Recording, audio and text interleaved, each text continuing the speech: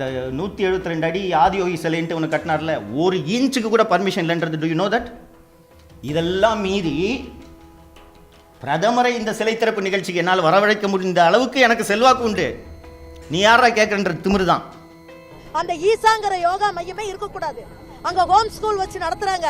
அந்த 5000 குழந்தைங்களையும் காப்பாத்தி ஆகணும். இப்ப எங்க பிள்ளைங்களை விட அந்த 5000 குழந்தைங்களையும் காப்பாத்தி ஆகணும். இல்லாட்டி அந்த 5000 குழந்தைகளும் கடப்படமா கோபால போயிடும். தலையை மொட்டை அடிச்சுக்கிட்டு வெள்ளை ஆடை உடுத்திக்கிட்டு யோகா சொல்லி தருவாங்க. எப்படி பண்ணணும்லாம் சொல்லுவாங்க. ஃபஸ்ட்டு வந்து அவங்க யோகா சொல்லி கொடுப்பாங்க. அதுக்கப்புறம் வந்து எப்படியும் நிறுத்தணும்னு அவ்வளோதான் ஒரு ஆர்வம். இப்போ கூட கோர்ட்டில் ஒரு கேஸ் போட்டிருக்காங்க அதை பற்றி 3 நாளுக்கு முன்னாடி. ஜக்கிக்கு வந்து பத்மஸ்ரீ விருது கொடுத்தப்ப இந்தியாவில் எந்த தலைவர்களையும் விடவும் முதலில் வாழ்த்து தெரிவித்தது யாருன்னு கேட்டிங்கன்னா ஸ்டாலின் தான்.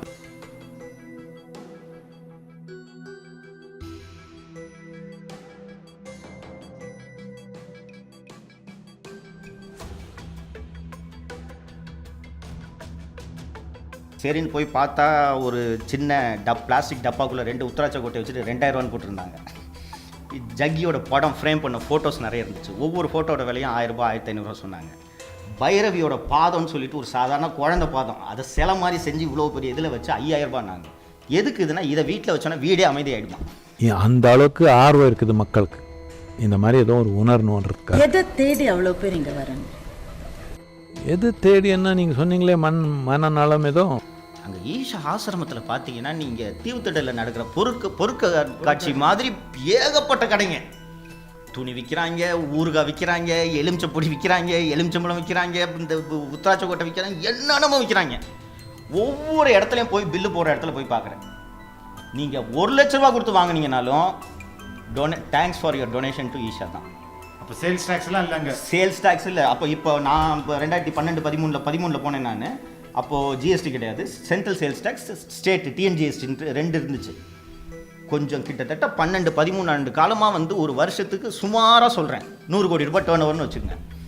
இந்த 10-12 ஆண்டு காலத்தில் வந்து கோடிக்கணக்கான ரூபாய்க்கு வியாபாரம் செஞ்சு நீங்கள் வரிய அரசாங்கத்துக்கு கட்டலைன்னா just imagine the amount of tax evasion. 40 பவுன் கொண்டுட்டு போயிருந்தா அதையெல்லாம் கொண்டு போய் தாணிச்சிட்டு அவங்களுக்கு காலில் சரண்டர் பண்ணிட்டு சாமியார் ஆயிடுச்சு 2 பிள்ளைங்களும்.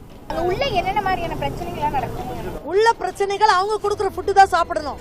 நம்ம கொடுத்தோம்னா அதை கேன்டீன்ல யாருக்கோ தானம் பண்ணிடுவேன்னு சொல்லி தானம் பண்ணிடுவாங்க. இது இவரெல்லாம் வந்து நமக்கு சொல்லிக் கொடுக்க தேவையில்லை. நமக்கு இந்த சூக்ஷ்மம் இருக்குது, இந்த உணர்வு இருக்குது.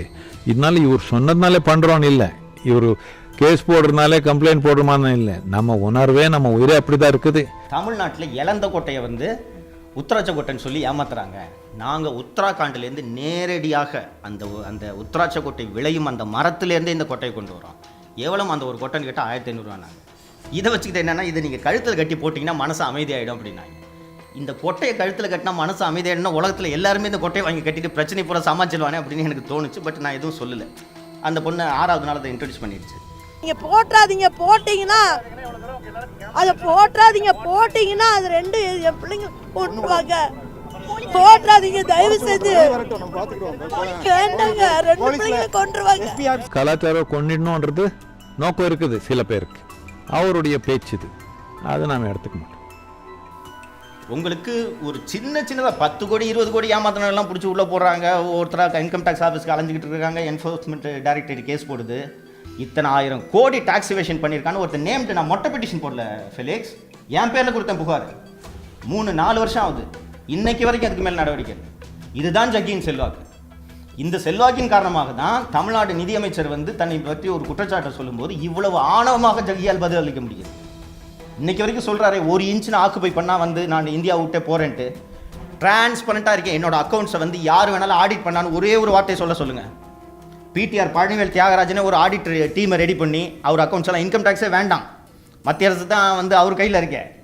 நம்ம ஸ்டேட் டிபார்ட்மெண்ட்டு ஒரு நிதி அமைச்சரே வந்து ஒரு ஆடிட் டீமை ஃபார்ம் பண்ணி அவங்க டிபார்ட்மெண்ட்டோட அக்கௌண்ட்ஸ் மொத்தத்தையும் ஆடிட் பண்ண சொல்லிட்டோம். அதுக்கு ஜக்கி தயாரான்னு கேளுங்க. ஜக்கி அந்த ஆடிட்டுக்கு தயாருன்னா நான் ஜக்கியை பற்றி என்னோட விமர்சனத்தை நிறுத்திக்கிறேன்.